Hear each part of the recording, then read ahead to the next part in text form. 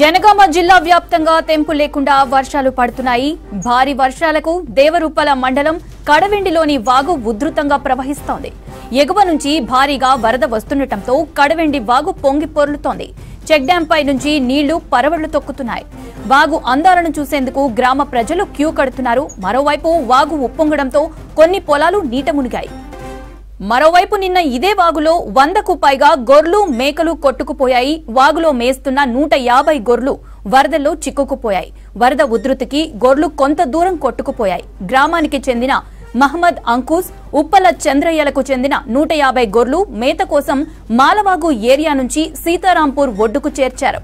వాగులో వరద ఫ్లో పెరుగుతుండటంతో జీవాలను స్వగ్రామానికి తీసుకువెళ్లేందుకు వెనుదిరిగారు.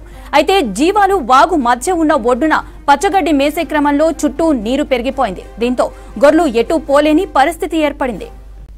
అవతల ఒడ్డుకు చేరి గొర్రెలను కాపాడేందుకు చంద్రయ్య వరదకు కొట్టుకుపోతుండగా అంకుశ్ అతన్ని వెంబడించి ఓ చోటు ఆపాడు. పరిసరాల్లో ఉన్న రైతులు ఇద్దరిని ఒడ్డుకు చేర్చారు. ఇదే సమయంలో వాగు ఒడ్డు కోతకు గురి కావడంతో గొర్రెలన్నీ నీటిలో కొట్టుకుపోయాయి. 100 గొర్రెలకు పైగానే కొట్టుకుపోయినట్టు గ్రామస్తులు చెప్పారు.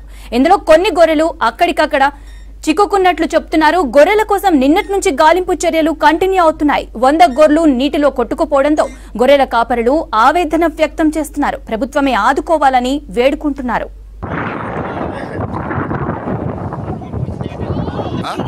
పంపిస్తాను.